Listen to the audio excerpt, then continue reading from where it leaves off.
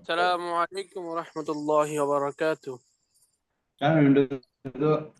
বুঝতে পারলো না ভূত শেষ পাকিস্তান গেছে এই বলা উত্তর দিয়ে শেষ ডাক দেওয়ার পাওয়া না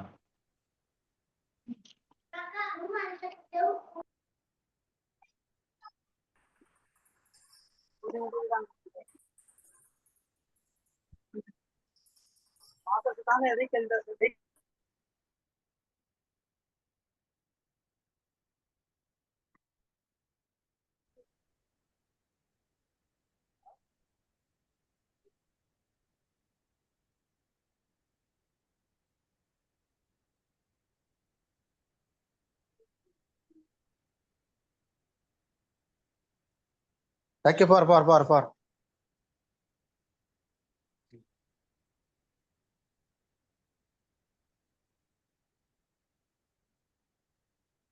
নাই মানে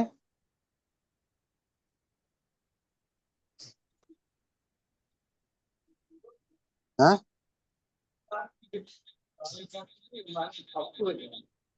বাইরে ফোন দে সাম জামু জামু যাইবে জামু হাত নাই লই বেশি আমার লই বেশি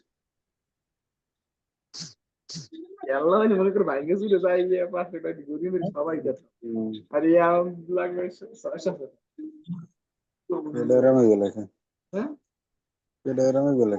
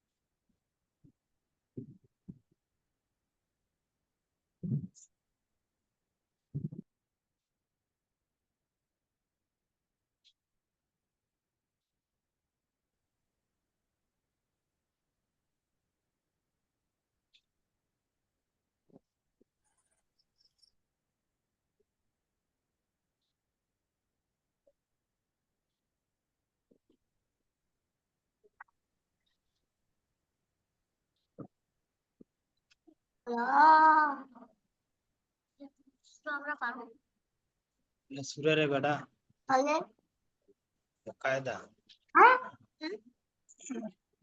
ইফতার কিতাব বেটা খোলা থেকে ইফতার কিতাব ইফতার মুফতি হয় না মানুষ মুফতি হয় না রে মুফতি কি হাফেজ মাওলানা মুফতি মুহাদ্দিস হ্যাঁ সেই হাফেজ মাওলানা জবাব দেয় নাকি এখন আমি মুফতি ভাই মাইকটা বন্ধ করেন ভাই, মাইকটা বন্ধ করেন। আমরা এগুলো শোনার জন্য বসে রয়েছি না আপনার এই সব বক্তব্য। হচ্ছে ফুলাবানের বক্তব্য শুনতে হবে না, আপনি মাইক বন্ধ করেন। আজব লোক। তোমাদের পড়া শেষ?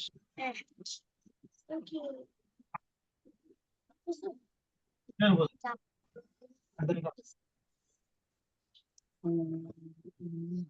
তুমি তো বুঝবে না বড় হইলে বুঝবে বুঝছো আর তুমি বলো জবাব দেয় কেন المجاز أولى من الإشراك اشتراك المجاز জবাব দিয়ে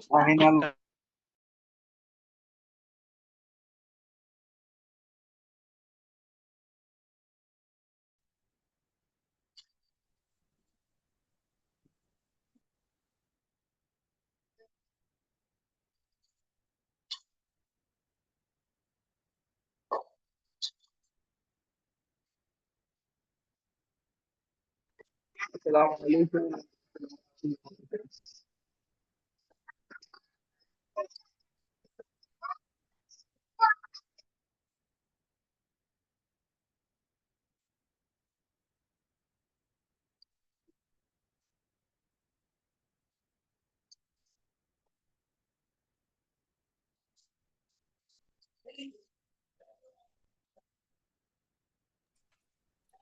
ক্লাস 0 হবে না ভাই?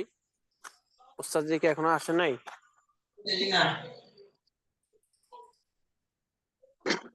আজকে তো ভাই দেখতেই পাবেন।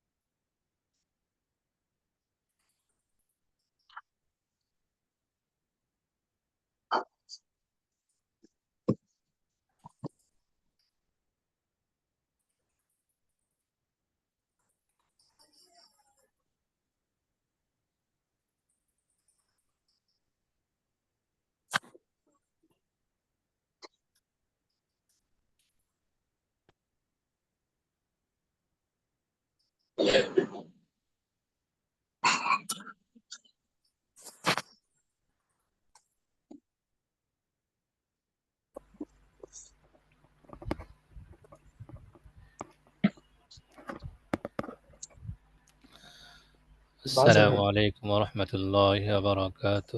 ওয়ালাইকুম আসসালাম ওয়া রাহমাতুল্লাহি ওয়া বারাকাতুহু। আপনারা ভালো আছেন সবাই? আলহামদুলিল্লাহ। উস্তাদ জি আপনি কেমন আছেন? আলহামদুলিল্লাহ, আগের তুলনায় ভালো লাগছে।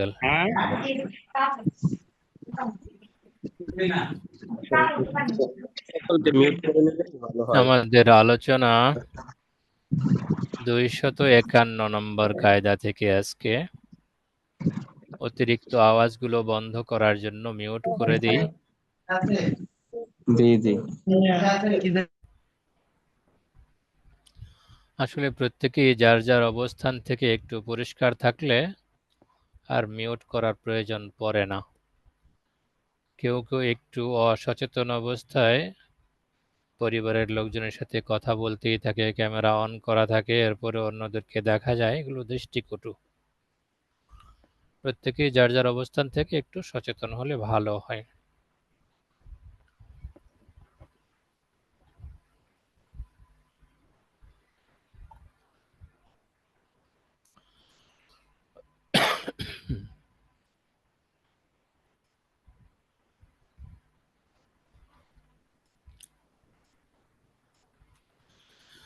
তো শুক্রিয়া। 55 জন অংশগ্রহণ করেছেন। দেরি না করে শুরু করি। বিসমিল্লাহির রহমানির রহিম। মান ইলতাজামা শাইআন ওয়া লাহু শারতুন লিনুফুজি। যে ব্যক্তি এমন কোনো বিষয়কে আবশ্যক করে নিল যা বাস্তবায়নের জন্য শর্ত প্রয়োজন। শারতুন নুফুজিল আখারি ইয়াকুনু ফিল হুকমি সাবিকা। তাহলে প্রযোজ্য শর্ত পরবর্তী বিষয় হলেও তা হুকুমের ক্ষেত্রে আগে চলে আসবে। ওয়াসসানি লাহিকা, এবং সেটা আবশ্যকীয় এবং আবশ্যকীয় বিষয়টি দ্বিতীয় বিষয় হয়ে যাবে। ওয়াসসানি লাহিকা, এবং আবশ্যকীয় বিষয়টি দ্বিতীয় বিষয় বলে গণ্য হবে। ওয়াসসাবিকু ইয়ালজামু লিসসিহহাতি ওয়াল জাওয়াজি, আর আগে আসা বিষয়টি সঠিক এবং বৈধ হওয়ার জন্য আবশ্যক হবে। যেমন কেউ নিজের উপর নামাজ আবশ্যক করে নিল। যেমন কারো ছেলে অসুস্থ হয়েছে, আল্লাহ তাআলার কাছে ওয়াদাবদ্ধ হলো, আল্লাহ আমার ছেলেটা যদি সুস্থ হয় তাহলে মসজিদে গিয়ে 2 রাকাত নামাজ পড়ব। স্বাভাবিকভাবে 2 রাকাত নামাজ পড়া তার জন্য আবশ্যকীয় বিষয় ছিল না, নফল ছিল। কিন্তু বিষয়টা যখন আল্লাহ তাআলার সঙ্গে ওয়াদাবদ্ধ হয়ে গেছে তখন এটা আবশ্যক হয়ে গেছে, যেটাকে আমরা মান্নত বা মানত বলি। কোন কোন অঞ্চলে যেটাকে আমরা নজর বলে থাকি। এই যে 2 রাকাত নামাজ নিজের উপর আবশ্যক করে নিল, এই নামাজ আদায়ের জন্য নামাজের পূর্বে ওযু করাটা শর্ত, ওযু করাটা আবশ্যক। অতএব এই আবশ্যকীয় বিষয়টা তাকে আগে আদায় করতে হবে, অর্থাৎ আগে ওযুর পবিত্রতা অর্জন করতে হবে, তারপরে গিয়ে নামাজ আদায় করতে হবে। তাহলে নামাজের জন্য যে আবশ্যকীয় বিষয় একটা রয়ে গেছে ওযু, এই ওযুর বিষয়টা আগেই প্রযোজ্য হবে। এই বিষয়টাই এখানে কায়দায় উল্লেখ করা হয়েছে। কেউ যদি এমন কোনো বিষয়কে আবশ্যক করে যা বাস্তবায়নের জন্য শর্ত প্রযোজ্য, আগে থেকে শর্ত আছে, তাহলে প্রযোজ্য শর্তটি পরবর্তী বিষয় হলেও হুকুমের ক্ষেত্রে সেটা আগে চলে আসবে। আগে নামাজের জন্য যে শর্ত আছে ওযু, সেটা বাস্তবায়ন করতে হবে, তারপরে নামাজ পড়ার যে বিষয়টা আবশ্যক করে নিয়েছে সেটি বাস্তবায়িত হবে। তাহলে আগে আসা বিষয়টা সঠিক এবং বৈধ হওয়ার জন্য আবশ্যক হবে। এজন্যই বলা হয়েছে মান ইলতাজামা শাইআন ওয়া লাহু শারতুন লিনুফুজি। যে ব্যক্তি এমন কোনো বিষয় নিজের উপর আবশ্যক করে নিয়েছে যার জন্য কতিপয় শর্ত প্রযোজ্য। ফাইনাল্লাযী হুয়া শারতুন নুফুজিল আখারি ইয়াকুনু ফিল হুকমি সাবিকা। তাহলে প্রযোজ্য শর্ত পরবর্তী বিষয় হলেও তা হুকুমের ক্ষেত্রে আগে চলে আসবে। ওয়াসসানি লাহিকা, এবং আবশ্যকীয় বিষয়টি দ্বিতীয় বিষয়ে গণ্য হবে। ওয়াসসাবিকু ইয়ালজামু লিসসিহহাতি ওয়াল জাওয়াজি, এবং আগে আসা বিষয়টি সঠিক এবং বৈধ হওয়ার জন্য আবশ্যক হবে।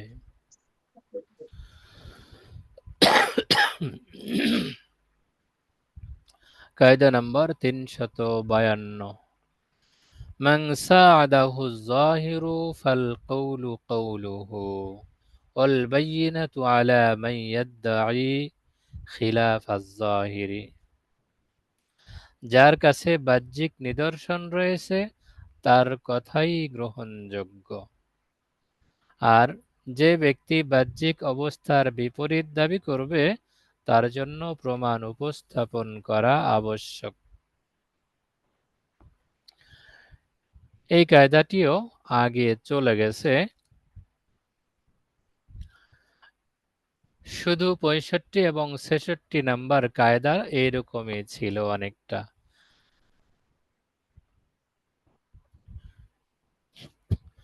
তো মান সাআদাহু যাহিরু শাব্দিক অর্থ অনুযায়ী এভাবে বলা যায়, মান সাআদাহু যাহিরু, যাহির বা বাহ্যিক বিষয়ে যাকে সহযোগিতা করে, অর্থাৎ যার কাছে বাহ্যিক নিদর্শন বিদ্যমান। ফাল কওলু কওলুহু, তার কথাই গ্রহণযোগ্য। ওয়াল বাইয়িনাতু আলা মান ইয়াদদাঈ খিলাফাজ যাহিরি, আর যে ব্যক্তি বাহ্যিক অবস্থার বিপরীত দাবি করবে তার জন্য প্রমাণ উপস্থাপন করা বা দলিল দেয়া আবশ্যক।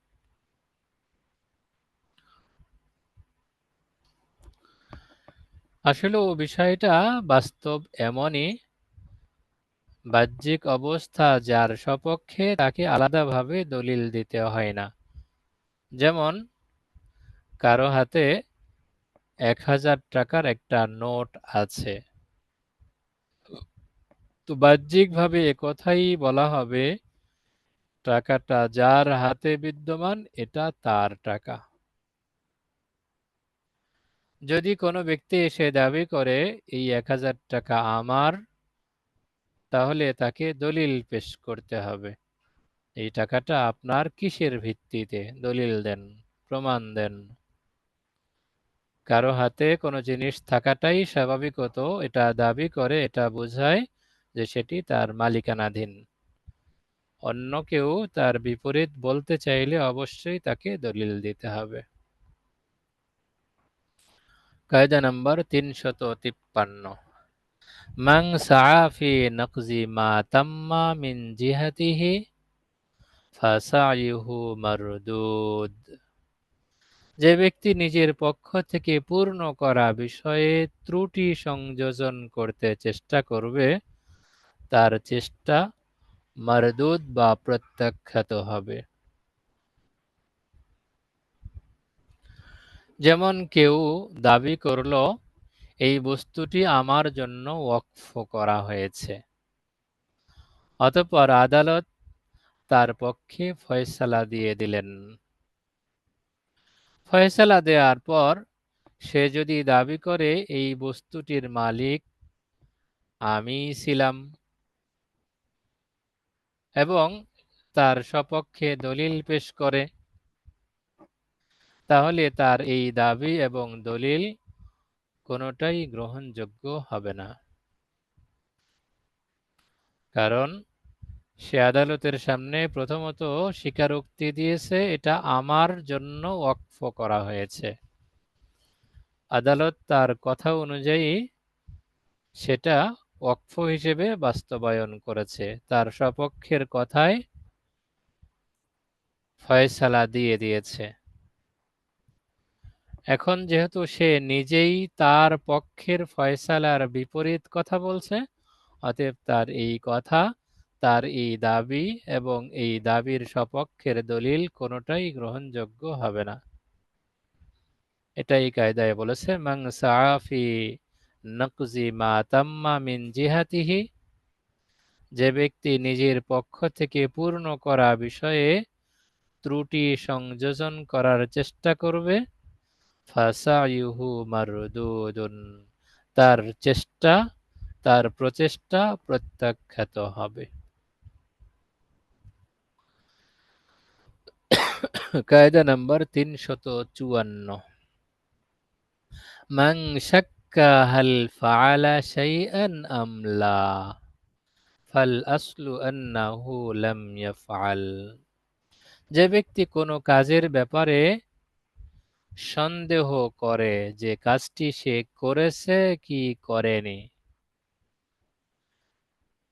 তাহলে মনে করতে হবে সে কাজটি করেনি। যেমন জোহরের ওয়াক্তে কারো সন্দেহ হলো আমি জোহরের নামাজ পড়েছি কি পড়িনি,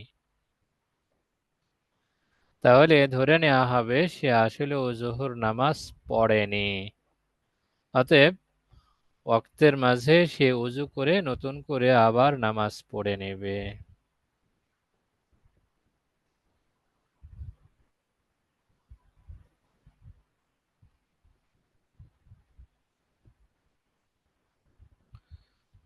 কায়দা নাম্বার 355।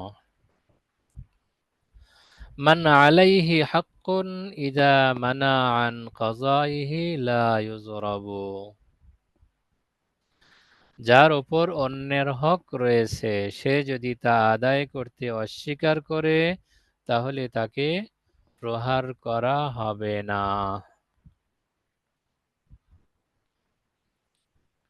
মান আলাইহি হাক্কুন,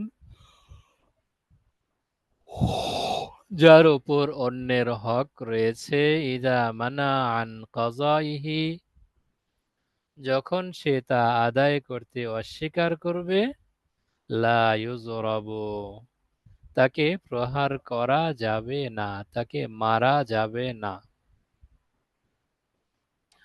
কায়দাটা আপন অবস্থায় বাকি থাকবে। অর্থাৎ ঋণগ্রস্ত ব্যক্তি যখন তার ঋণ পরিশোধে অক্ষমতা প্রকাশ করে অথবা অস্বীকার করে যে অমুক তো আমার কাছে টাকা পায়, আমি তার টাকা দেব না, এভাবে পরিশোধ করার জন্য অস্বীকার করলেও তাকে প্রহার করা যাবে না, মারা যাবে না। তবে কিছু ক্ষেত্রে এর ব্যতিক্রম রয়েছে। ঋণ পরিশোধ করতে অস্বীকার করলে তাকে মারা যাবে না, এটা আপন অবস্থায় ঠিক আছে। তবে কিছু বিষয় এরকম যা ব্যতিক্রম রয়েছে, তাকে এর কারণে প্রহার করা যাবে। যেমন নাম্বার 1, রক্ত সম্পর্কীয় নিকটাত্মীয়ের খরচ বহন করতে অস্বীকার করলে। 2, স্ত্রীদের মাঝে সমতা রক্ষা না করলে। 3, সক্ষমতা থাকা সত্ত্বেও কাফফারায়ে জিহার আদায় না করলে। এই জায়গাগুলোতে যেহেতু তার সক্ষমতা আছে, অতএব সক্ষমতা থাকার কারণে সে অস্বীকার করলে তাকে প্রহার করা হবে। আসলে ক্যামেরাটা মাঝে মাঝে এমনিতেই বন্ধ হয়ে যায়, নিজের থেকে বন্ধ করি না, কখনো একা একাই বন্ধ হয়ে যায়। ক্লাসে অবশ্যই ক্যামেরাটা চালু থাকলে মনোযোগ বেশি থাকার কথা। শুক্রিয়া। জি উস্তাদ জি, যদি পিতামাতার হক আদায় না করে সন্তান, তাহলে কি সন্তানকে প্রহার করা যাবে সমর্থ থাকা সত্ত্বেও? হ্যাঁ, এখানে তো এই যে ব্যতিক্রমের মাঝে সেটা উল্লেখ করা হয়েছে।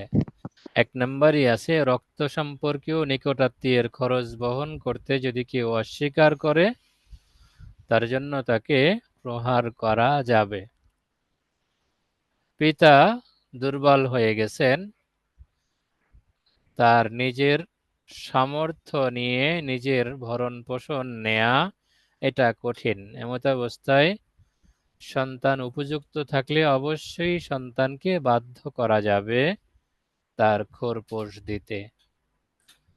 সত্যি যদি কেউ অস্বীকার করে তার জন্য তাকে প্রহারও করা যাবে। এমন নিজের সন্তান, কেউ নিজের সন্তানের খোরপোশ দিতে অস্বীকার করলে এর জন্য পিতাকে প্রহার করা যাবে।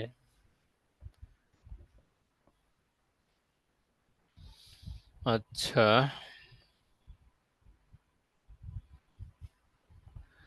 কায়দা নাম্বার 356। মান কানা মাআহু মুযাক্কিরুন ওয়া লা দা'iয়া লাহু লাম ইয়াসকুত ওয়া ইন লাম ইয়াকুন লাহু মুযাক্কিরুন ফায়াসকুতু। যে বিষয়ের স্মরণকারী থাকে এবং তার বিরুদ্ধে উৎসাহদাতা না থাকে, ওই বিষয়ের ভুল রহিত হবে না। আর যদি স্মরণকারী না থাকে, তাহলে সেই ভুলটি রহিত হবে।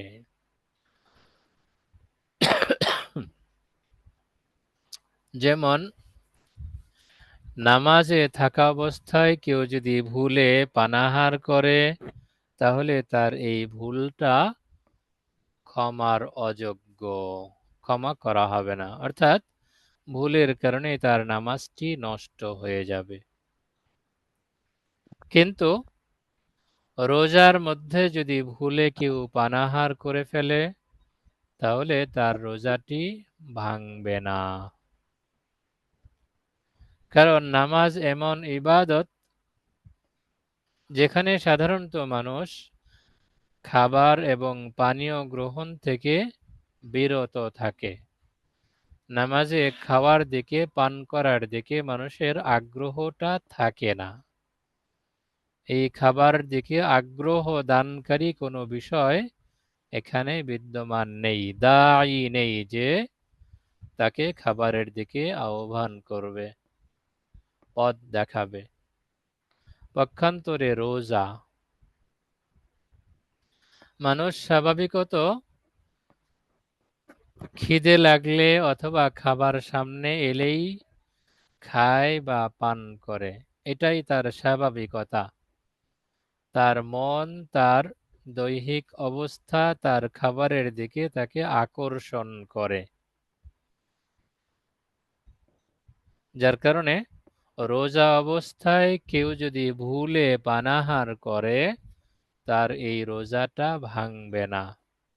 কিন্তু নামাজ অবস্থায় যেহেতু মানুষের স্বাভাবিক অবস্থা এর ব্যতিক্রম, অর্থাৎ নামাজ অবস্থায় তার মন তাকে খাবারের দিকে আকর্ষণ করে না, অতএব নামাজ অবস্থায় কেউ ভুলে পানাহার করে ফেললে তার নামাজটি ভেঙে যাবে, রোজা ব্যতিক্রম। তো যে বিষয়ের স্মরণকারী থাকে এবং তার বিরুদ্ধে উৎসাহদাতা না থাকে, ওই বিষয়ের ভুল রহিত হবে না। আর যদি স্মরণকারী না থাকে, তাহলে রহিত হবে। মান কানা মাআহু মুযাক্কিরুন ওয়ালা দাঈয়া লাহু লাম ইয়াসকুত।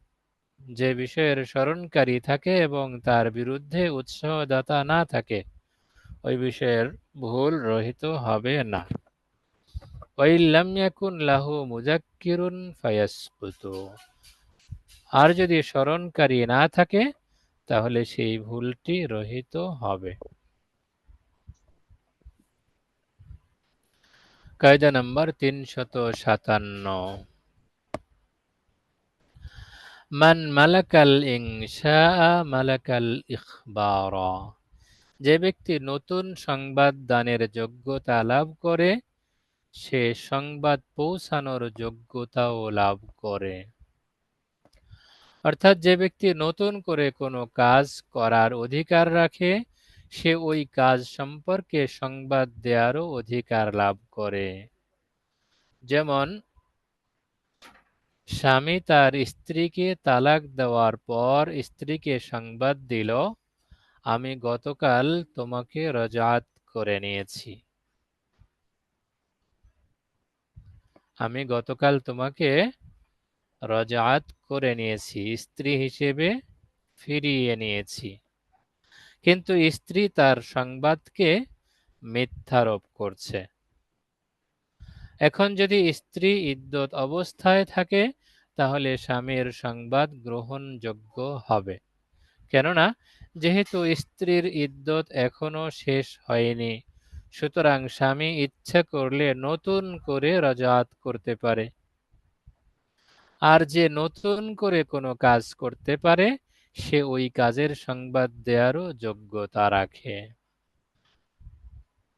স্ত্রী যে তার কথাকে মিথ্যারোপ করতে চাচ্ছে, না গতকাল আপনি আমাকে রজআত করেননি, এখানে তো স্বামীর এতটুকু অধিকার, এতটুকু সক্ষমতা আছে আমি গতকাল যদি রজাত নাও করে থাকি, আমি এখন রজাত করে নিলাম। তো যেই ব্যক্তির উপস্থিত সময়ে কাজ করার সক্ষমতা আছে, সেই ব্যক্তি ওই বিষয়ে সংবাদ দেওয়ারও যোগ্যতা রাখে। এই বিষয়টাই এখানে উল্লেখ করা হয়েছে। মান মালাকাল ইনশা মালাকাল ইখবার। যে ব্যক্তি নতুন সংবাদ দানের যোগ্যতা লাভ করে, সে সংবাদ পৌঁছানোর যোগ্যতাও লাভ করে। কায়দা নম্বর 358।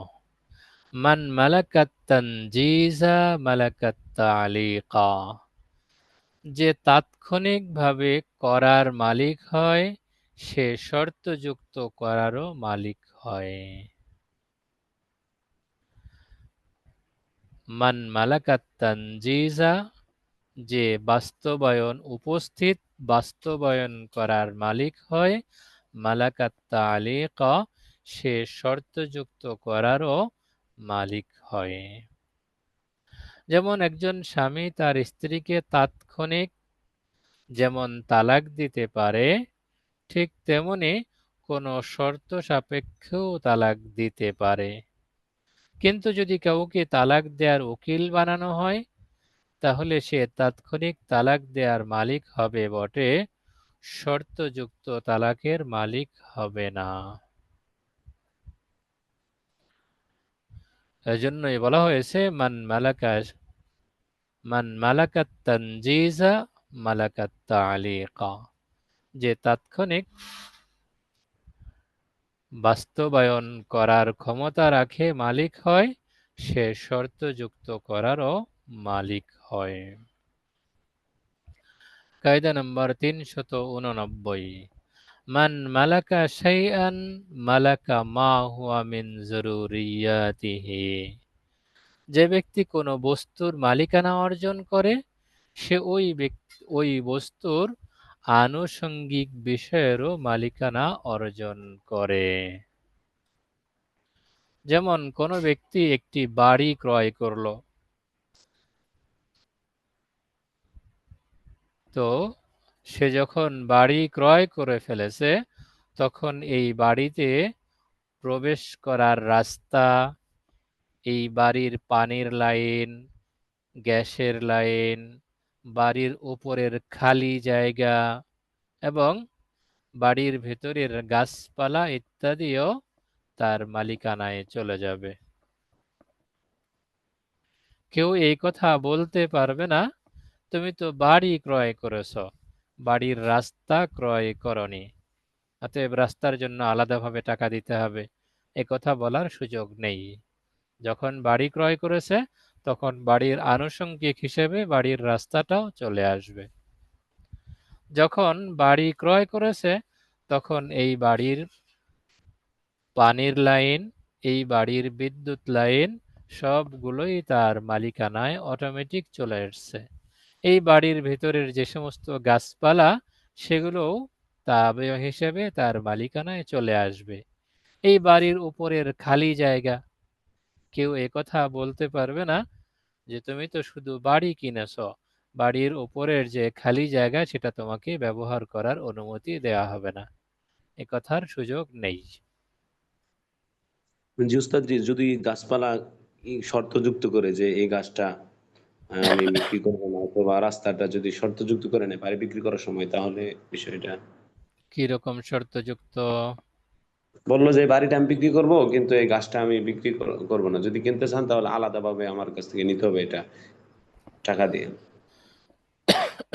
যদি বিক্রির সময়ে মালিক স্পষ্ট করে আপনার কাছে বাড়ি বিক্রি করছি কিন্তু এই গাছ বিক্রি করব না, তাহলে মালিককে আগেই গাছটা কেটে নিতে হবে, যে আমি গাছটা কেটে নিলাম, এরপরে বাড়ি বিক্রি করব।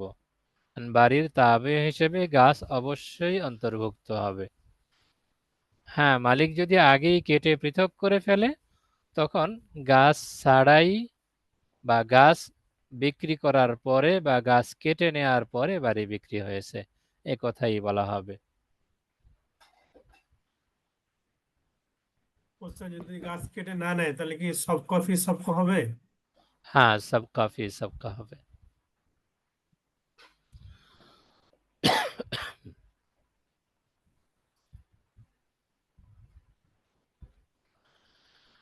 আচ্ছা, কায়দা নাম্বার 360। মান ওয়া মা ইয়াহতামিলানিল উমুমা ওয়াল খুসুসা ওয়া আসলুহুমা আল উমুমা। মান এবং মা এই দুইটি শব্দ ব্যাপকতাও দাবি করে, আবার বিশেষ অর্থের জন্যও ব্যবহৃত হয়। উভয়টারই সম্ভাবনা আছে, তবে উভয়টির মূল হলো ব্যাপকতা। বিষয়টা নিয়ে আগে আলোচনা হয়েছে। তারপরও মান এবং মা শব্দদ্বয় আম এবং খাস উভয়টি হতে পারে, তবে শব্দদ্বয়ের মূল হলো আম হওয়া। যেমন আমরা 237 নম্বর কায়দায় বিষয়টা জেনেছিলাম। কেউ প্রশ্ন করলো মান ফিদ্দার, তাহলে এর জবাব যদি হয় যায়েদ, মান ফিদ্দার, ফিদ্দারি যায়েদ, তাহলে এই যে মান শব্দটা, এটার উদ্দেশ্য হবে খাস, নির্দিষ্টভাবে যায়েদকেই বোঝানো উদ্দেশ্য।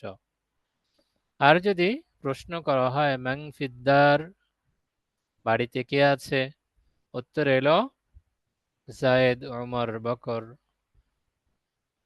তাহলে এখানে মান দ্বারা উদ্দেশ্য হবে আম। এখানে একক কোনো ব্যক্তি উদ্দেশ্য নয়, বেশ কয়েকজন আছে। আমাদের আজকের আলোচনা ইনশাআল্লাহ এই পর্যন্ত। যদি কারো কোথাও কোনো অস্পষ্টতা থাকে ইনশাআল্লাহ বলতে পারেন। 355 নাম্বার কায়দায় যে বলা হয়েছে যে কারো কাছে কোনো অধিকার থাকলে কেউ যদি সেটা না দিতে চায় তাহলে তাকে প্রহার করা যাবে না। তো এটা জি। কি আসলে প্রহার দ্বারা কি প্রহারই উদ্দেশ্য, নাকি কোনো ধরনের চাপও সৃষ্টি করা যাবে না তার উপরে? প্রহার দ্বারা প্রহারই উদ্দেশ্য, চাপ তো অবশ্যই প্রয়োগ করতে হবে। তাছাড়া কেউ আপনার কাছ থেকে উপস্থিত বলল আমাকে 2000 টাকা দেন, টাকা 2000 দেওয়ার পরে বলল আমি আপনার এই ঋণ কোনোদিন শোধ করতে পারবো না,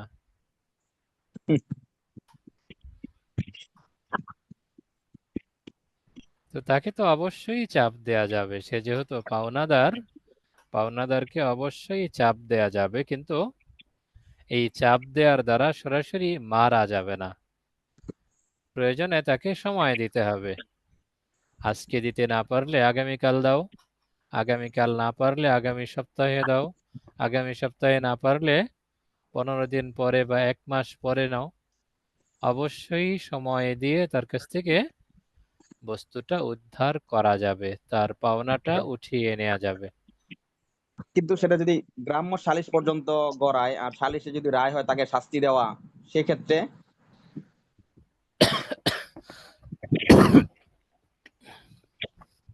আমাদের কায়দাটা তো ইসলামী আদালত পর্যন্ত গড়ানোর বিষয়। এখানে যে কায়দাটা বলা হচ্ছে, এই কায়দাটা শুধুই কায়দা নয়, এটা আদালতেরও নীতিমালা। কোনো আদালত চাইলে ঋণগ্রস্ত ব্যক্তিকে অথবা পাওনাদারকে সরাসরি প্রহারের নির্দেশ দিতে পারবে না, সেই কথাই এখানে বলা হয়েছে। এখন সেটা গ্রাম্য সালিশ হোক অথবা রাষ্ট্রীয় সালিশ হোক। যদি দেওয়া হয় সেটা জুলুম হবে। হ্যাঁ, দেয়া হলে জুলুম হবে, 56 ভিন্নভাবে চাপ দিয়ে তাকে আদায় করে নিতে হবে। জি, তো যে আমরা মনে এর মধ্যে লেখা হয়েছে নামাজে ভুলে নিয়ে নিবে। বুঝিনি, আবার বলেন। 356 নম্বর কায়দার মধ্যে জি, এখানে আমার প্রশ্ন হতে মানে নামাজে কেউ যদি কিছু খায়, আমরা তো জানি নামাজ ভেঙে যাবে। এখন জি, যদি জি। কেউ না খেয়ে জাস্ট মুখের মধ্যে রেখে চাবায়, না চাবায় মুখের মধ্যেই থাকে, না গিলে, এমন জি। অবস্থায় কি ভাঙবে না ঠিক থাকবে? মানে খায় না, এর মধ্যে সুইংগাম আছে বা চকলেট আছে, খাচ্ছে না আর কি।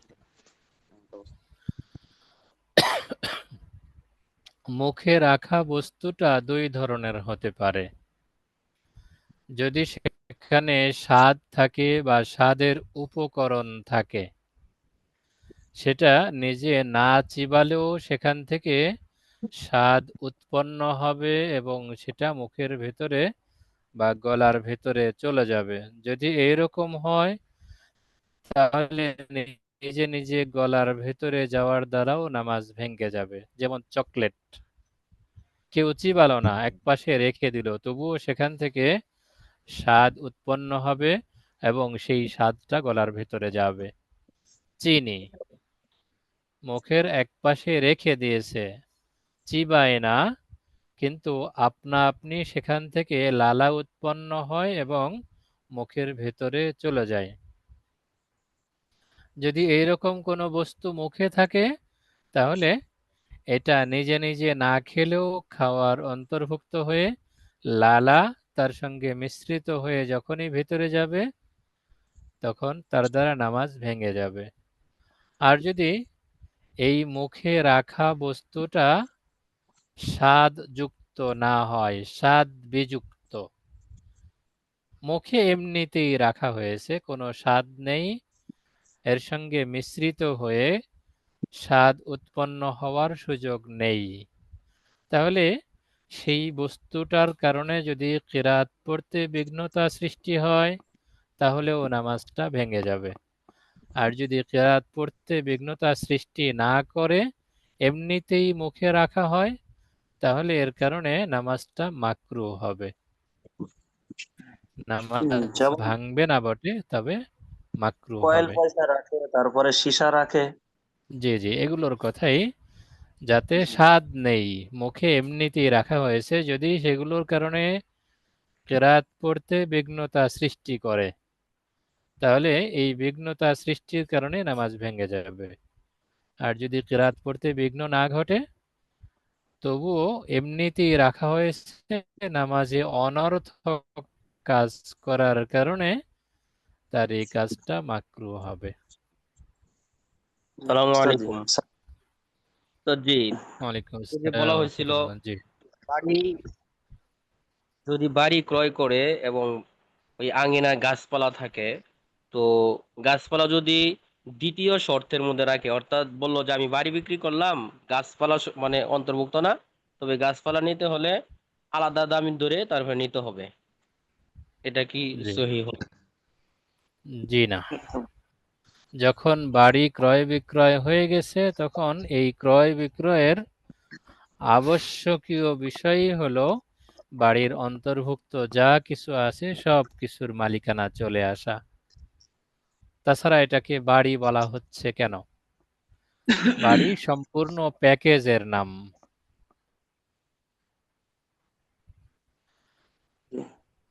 যদি যদি বলেন এমনটা আসসালামু করে আলাইকুম। কিছুদিন ফাসেদ পরে হবে। কাইটা নিমু, এটা কি সম্ভব? ব্যক্তি জি মানত না, করে জি না। আমার একটা সন্তানের জ্বর এসেছে, জ্বরটা যদি ভালো হয়ে যায় তাহলে রাখে মালিকে। একটা ছাগল মানত করছে, তা মসজিদে দেবো আর। করতেছে তিনজন এক প্রশ্নের মধ্যে প্রশ্ন করাটা কেমন জানি হয়ে গেল। যে কোনো জনের প্রশ্ন কমপ্লিট হওয়ার পরে ভিন্নজন প্রশ্ন করা চাই, এটা আসলে একটা ভদ্রতা। মাহাদি ভাই আপনাদেরকে প্রশ্ন প্রশ্ন করার করতেছে। জন্য একটু সময় দেয়াই হয়। যে ওমর ফারুক সাহেবের প্রশ্ন শেষ হয়েছে আশা করি, বাড়ি সম্পর্কিত প্রশ্ন আশা করি শেষ হয়েছে। আসসালামু আলাইকুম। ওয়ালাইকুম আসসালাম রহমতুল্লাহ। হুজুর, মানে একজন মেয়ে যখন গর্ভবতী অবস্থায় উনি মারা গিয়েছেন, মারা যাওয়ার পরে দহনের সময় তখন সে উম, সন্তান প্রসব করেছে। এখন ওই সন্তানটা হয়েছে মরা। এখন মেয়ে, মা এবং কি সন্তান একই কবরে মাটি দেওয়া যাবে কিনা? হ্যাঁ, যাবে। সন্তান যেহেতু মরাই ভূমিষ্ঠ হয়েছে মরা সন্তান আসলেও ইসলামের দৃষ্টিতে সন্তান নয়, মানুষের শরীরের অঙ্গ প্রত্যঙ্গের মতোই। হঠাৎ কারো শরীর থেকে কোনো অঙ্গ কেটে পড়ে গেল, এটার জন্য যেমন আলাদাভাবে দাফন, আলাদা জানাজা কোনো কিছু হয় না, এই মরা সন্তানের অবস্থাও একই রকম। তার আলাদাভাবে জানাজা, আলাদা কাফন দাফন কোনো কিছুই হবে না, সাধারণ একটা কাপড়ে পেঁচিয়ে তার মায়ের পাশেই দাফন করে দিতে পারবে। একটু জীবিত থাকে, মানে হালকা সময় কান্নাকাটি করছিল, তারপর মারা গেছে এরকম। যদি আলাদাভাবে কান্না করে থাকে জন্মের সময়, তাহলে তো এটা সম্পূর্ণ পূর্ণাঙ্গ বাচ্চা। তখন তার জানাজা, দাফন, কাফন যা যা দরকার সবই করতে হবে। কাপড় রেখে দিতে হবে। পৃথক কবরে কবরস্থ করাটা উত্তম হবে।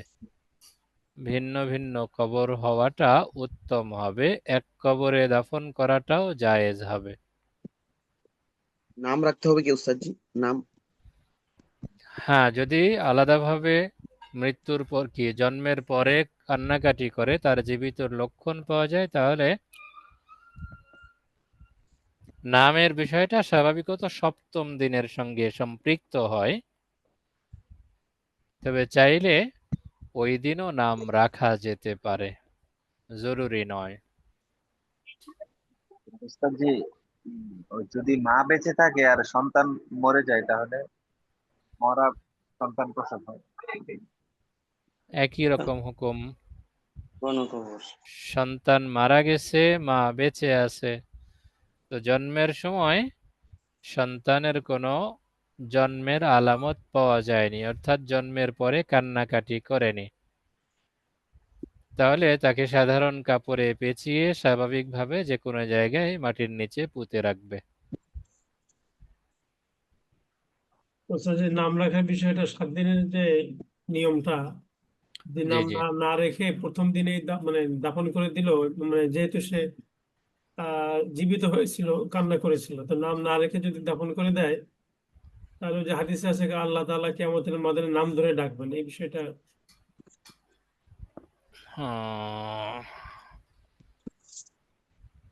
আসলে নাম রাখার বিষয়টা তো মুস্তাহাব হিসেবে পাওয়া যায় সপ্তম দিনের কথাই। জি সেই হিসেবে তার নাম সপ্তম দিনে রাখাটাই মুস্তাহাব বলে মনে হয়। তো এইভাবে বলা যেতে পারে, যেহেতু সপ্তম দিনে রাখার অপেক্ষায় ছিল, তার আগেই সে মারা গেছে, তাকে নাম রাখার সুযোগই হয়নি। সালামু আলাইকুম ওয়া রাহমাতুল্লাহ। ওয়ালাইকুম আসসালাম ওয়া রাহমাতুল্লাহি ওয়া বারাকাতুহু। কোনো গার্জিয়ান তার সন্তানের জ্বর আসছে, জ্বর আসার পরে তার গার্জিয়ান বলল যে আমার ছেলের জ্বর যদি ভালো হয়ে যায় তাহলে একটা মসজিদে ছাগল দেব। এই মসজিদে ছাগল দেওয়া বা এটা তো একটা মান্যত, তাহলে মান্যতটা কি মসজিদে গ্রহণ করতে পারবে কিনা? যদি মসজিদের কথা বলা হয়, মসজিদে ছাগল দেব, তাহলে মসজিদ যেহেতু মান্যত কবুল করার মতো কোনো প্রতিষ্ঠান নয়, অতএব বলতে হবে তার মান্যতটাই সহি হয়নি। একান্তই যদি মসজিদে দিয়ে দেয়, এটা মুস্তাহাব দান হিসেবে বিবেচিত হবে বা সাধারণ দান হিসেবে বিবেচিত হবে। তখন এটা মান্যতে ওয়াজিবা বা সদকায়ে ওয়াজিবার অন্তর্ভুক্ত হবে না। ওই মান্যত আবার পরে পরিশোধ মানে শোধ করা লাগবে নাকি? জি না, জি না, তার মান্যতটাই সহি হয়নি। আসলে মানুষের নাম রাখার হুকুম কি, এটা কোন পর্যায়ে পড়ে? নাম রাখার হুকুম কোন পর্যায়ে পড়ে বলতে? এটা কিসে সুন্নত মুস্তাহাব কিসে কোন পর্যায়ে পড়ে এটা? হাদিসে যেহেতু এসছে সপ্তম দিনে আকিকা এবং নাম রাখার বিষয়টা, সেই হিসেবে বলা যায় সপ্তম দিনে আকিকা করা যেমন মুস্তাহাব, সপ্তম দিনে নাম রাখাটাও মুস্তাহাব। প্রতিটি বাচ্চার হক তার বাবা মার পক্ষ থেকে একটা সুন্দর নাম, এটা মুস্তাহাব। যদি কেউ নামই না রাখে, নাম না রাখলে সে মুস্তাহাবের খিলাফ করলো, এতটুকুই বলতে হবে। জি আমি এটাই জানতে চাইছিলাম যে সপ্তম দিনের হচ্ছে যে আমরা নাম না নামও রাখলে আকিকা জবাই করার সময়, জন্তু জবাই করার সময় তার নামই উপরে জবাই করা হয়। আকিকাতু জি মিন জি দামুহা বিদামিহি বারবার লাহমিহি প্রশ্ন লাহমিহি। করে, আরেকজনের সুযোগ দিতে হতো। আসসালামু আলাইকুম রহমতুল্লাহ। ওয়ালাইকুম আসসালাম রহমতুল্লাহি ওয়া বারাকাতুহু। হুজুর একটি মাসালা শুনতে চাইতেছি। মাসালাটা জি হলো, অনেকেই দেখা যায় যে ওই রুকু সেজদা এমনি স্বাভাবিক করে, কিন্তু কিয়াম এবং রুকু স্বাভাবিক করতে পারে, আর সেজদাটা সে এরকম ভাবে শুয়ে মানে সেজদা করতে পারে না। তো এখন সে অনেক সময় দেখা যায় যে ম্যাক্সিমাম সময় চেয়ারের মধ্যে মধ্যে, চেয়ার না এমনি মোড়ার ভিতরে, উঁচা মোড়ার মধ্যে বৈশা নামাজ পড়ে। তো এখন প্রথম কাতারে মুসল্লি নাই, দেখা গেল যে কাতারের মাঝে দাঁড়াইছে, দাঁড়ানোর ক্ষেত্রে তো কাতারটা সোজা হয় না। তো এই একটি মাসালা। আর দেখা গেল যে সে এরকম ভাবে কাতারের মাঝে যখন দাঁড়াই গেল, পরবর্তীতে মুসল্লি তার সাইটে দাঁড়ায় এরকম ভাবে নামাজে দাঁড়াই গেল। তো এখন এই অবস্থার মধ্যে অন্যদের নামাজটা মানে কি রূপ হবে, এবং তার নামাজটা কতটুকু সহি বা গ্রহণযোগ্যতা হবে? আসলে মাজুরের ক্ষেত্রে তো ইসলাম ছাড় দিয়েছে।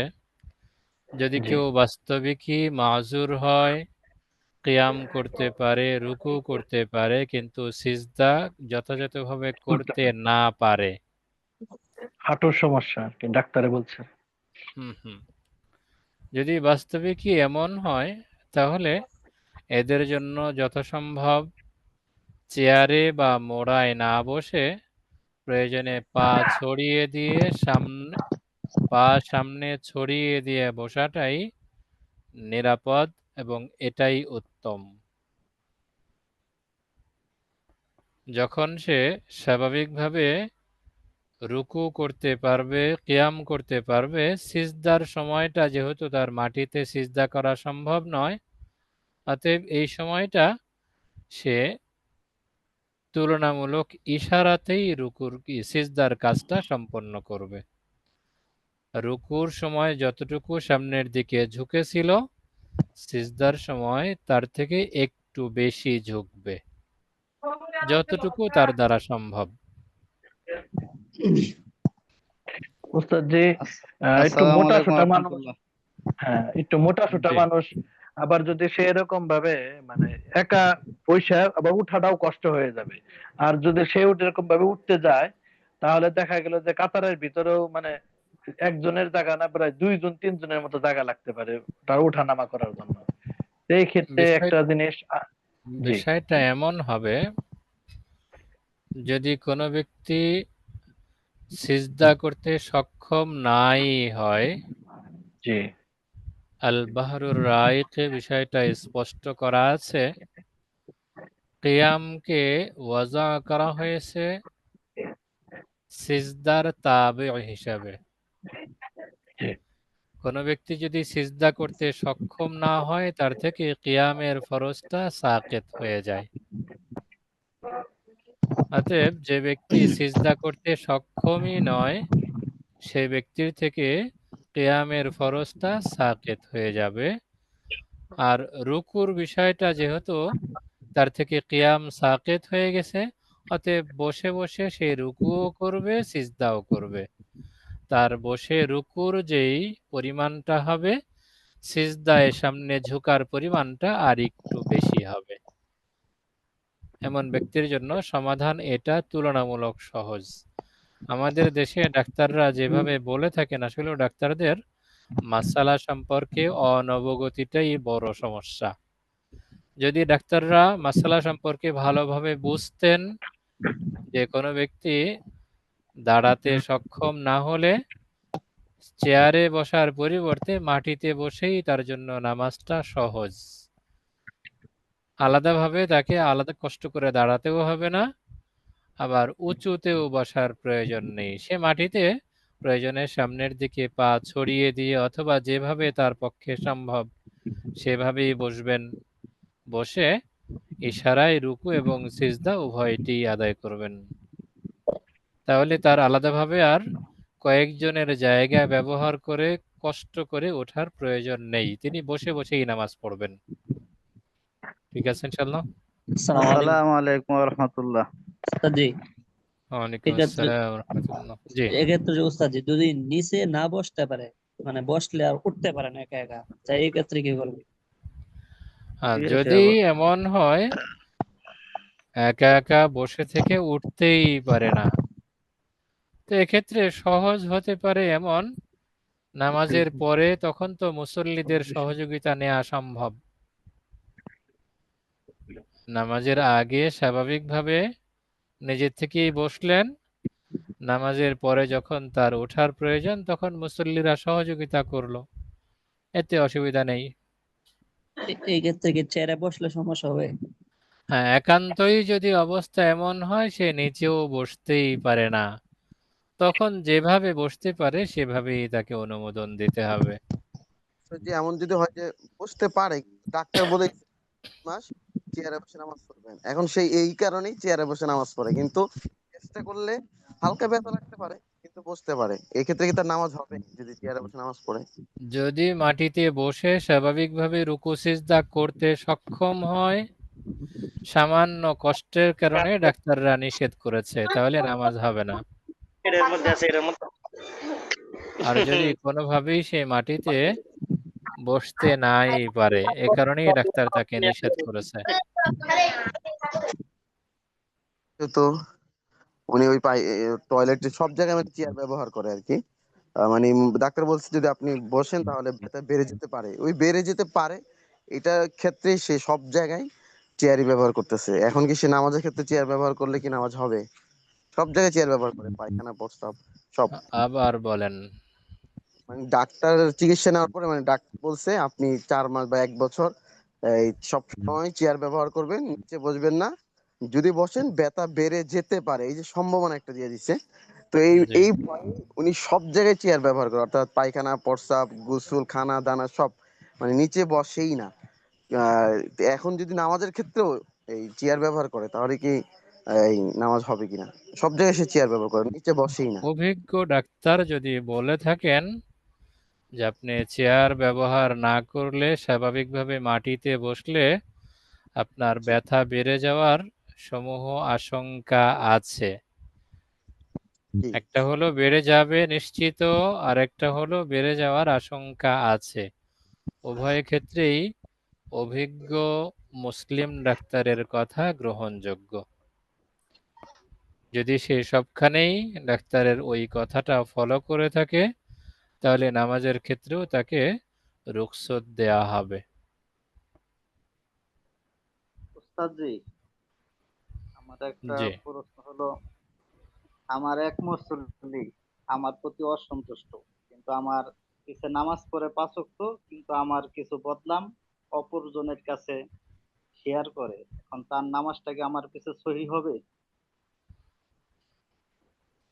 সহি না হওয়ার মতো কোনো কারণ তো দেখতে পাচ্ছি না।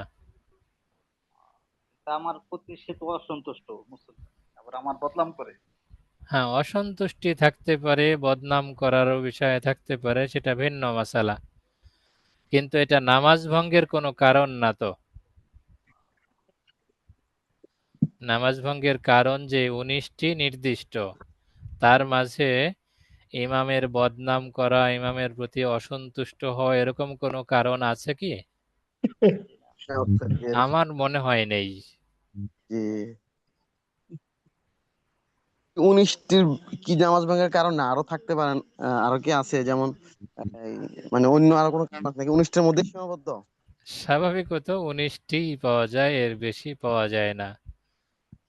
ভেঙ্গে চুরে 19 পর্যন্তই নেওয়া হয়েছে। আসসালামু আলাইকুম উস্তাদ জি।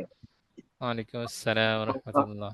প্রশ্ন ছিল একটি ফ্ল্যাটের নিচতলায় 5 ওয়াক্ত নামাজ হয়, আবার গেট লাগাই দেয়, শুধু ফ্ল্যাটের লোকেরাই পড়ে, আবার জুম্মার দিন জুম্মা পড়ানো হয়, আম মানুষও পড়ে। এখন কি এটা জুম্মা সহি হবে?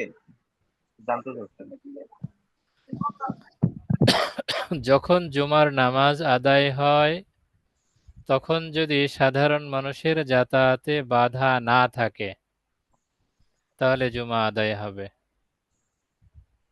ফ্ল্যাট পুরাটা ভরে রাস্তাও ব্লক হয়ে যায়। এটাই, যখন জুমার নামাজ আদায় হয় তখন যদি জুমার নামাজ পড়তে আসার জন্য এই ফ্ল্যাটের বা এই ভবনের বাইরের লোকদের কোনোভাবে নিষেধ না করা হয় তাহলে এখানে জুমা সহি হবে। জুমার জন্য ইজনে আম বা জনসাধারণের ব্যাপক উপস্থিতিতে বাধা না দেয়াটা শর্ত। আপনার কথা যেহেতু বোঝা যায় এখানে বাধা নেই, বরং নিচের বাধা নেই। জায়গাটা ভরে যায়, রাস্তাও ভরে যায়। জি, রাস্তাও ভরে যায়, গাড়ি ঘোড়া চলতে পারেন। উস্তাদজি, বর্তমানে ইজনে আমকে কাজে কোন করে কোন মানে মুফতি ইকরাম সাহেব বলতেছেন যে ইজনে আমটা তো যে আমরা নিষেধ করতেছি এটা তো নামাজ না পড়ার জন্য, আমাদের সুরক্ষার জন্য। এখানে ফ্ল্যাটে নামাজ পড়ে কোনো সমস্যা না হয়, চুরি দাঁড়ি না হয়, এই জন্য কাজে নামাজ হয়ে যাবে এরকম বলেন অনেকে। বিষয়টা আপনি একটু আমাদের ক্লিয়ার করলে ভালো হবে। ইজনে আমের বিষয়টা এইরকমই, আপনারা সামনে উসুলে ইফতাতেও বিষয়টা স্পষ্টভাবে পড়বেন। ইজনে আম নিয়ে আগে কিছুটা সমস্যা ছিল, পরবর্তীতে উলামায়ে ইকরাম বিষয়টা ব্যাখ্যা করে পরিষ্কার করেছেন। যেমন জেলখানার মসজিদে নামাজ পড়াটা জুমা সহি কিনা। জি জেলখানার মসজিদ আছে না, জি হাসপাতালের মসজিদ আছে না, জি আছে। তারপরে সেনানিবাসের মসজিদ আছে না, জি এমন প্রতিটি সংরক্ষিত এলাকার মসজিদ তো আছে। তো সেসব জায়গায় জুমা সহি কিনা, তো সেখানেও ইজনে আম যদি পাওয়া যায় একই কথা। যদি ইজনে আম পাওয়া যায় তাহলে জুমা সহি, আর ইজনে আম পাওয়া না গেলে জুমা সহি না। তো সাধারণত এই জায়গাগুলোতে ইজনে আম পাওয়া যায়। বিষয়টা এইভাবে বলা হয়, দেখেন সেনানিবাস এলাকার ভেতরে যে মসজিদ আছে, কোনো ব্যক্তি যদি কোনোভাবে সেনানিবাসের এরিয়ায় পৌঁছে যায় জি তাকে মসজিদে প্রবেশ করতে কি বাধা দেওয়া হয়? জি না, হয় না। মসজিদে প্রবেশ করতে বাধা নেই। এমন পুলিশ হেডকোয়ার্টারের ভিতরেও মসজিদ আছে। কোনো কারণবশত কেউ যদি তাদের বাউন্ডারি অতিক্রম করে ভেতরে চলেই যায়, তার জন্য মসজিদে ঢুকতে তো আলাদাভাবে কোনো নিষেধাজ্ঞা নেই। জি অতএব এই মসজিদটাও ইজনে আম আছে। জেলখানার ভিতরেও যেই মসজিদ আছে, কোনোভাবে যদি কোনো লোক জেলখানার বাউন্ডারি অতিক্রম করে ভেতরে পৌঁছে, তার জন্য মসজিদে প্রবেশ করতে বাধা নেই। তেমন করোনা কালে বা তার পূর্বে বা পরে কোনো কোনো ভবনে জুমার নামাজ আদায় করা হয়েছে। যদি সেখানেও অবস্থাটা এইরকম হয়, অন্য লোকদের সাধারণত এখানে প্রবেশ করার অনুমতি থাকে না, কিন্তু ঘটনাক্রমে কেউ যদি কেচি গেট পার হয়ে ভেতরে পৌঁছে তার মসজিদে ঢুকতে বাধা আছে কিনা। যদি মসজিদে ঢুকতে বাধা না থাকে তাহলে তার এই মসজিদে জুমা আদায় করা সহি হবে। সাধারণত ফ্ল্যাট বাড়িতে যেই মসজিদগুলো থাকে সেখানে জুমার নামাজ আদায়ের সময় অন্তত নিচের গেটটা খুলে দেয়া হয়, যে কোনো মানুষ যেন এখানে নামাজ আদায় করতে আসতে পারে। এটাই ইজনে আমের অর্থ। জি। ঠিক আছে ইনশাআল্লাহ। জি জাযাকাল্লাহ খাইর। তাহলে আজকে এ পর্যন্ত শেষ করা যায়। সবাই ভালো থাকবেন, সুস্থ থাকবেন। আসসালামু আলাইকুম ওয়া রাহমাতুল্লাহি ওয়া বারাকাতুহু। ওয়া আলাইকুম আসসালাম ওয়া রাহমাতুল্লাহ।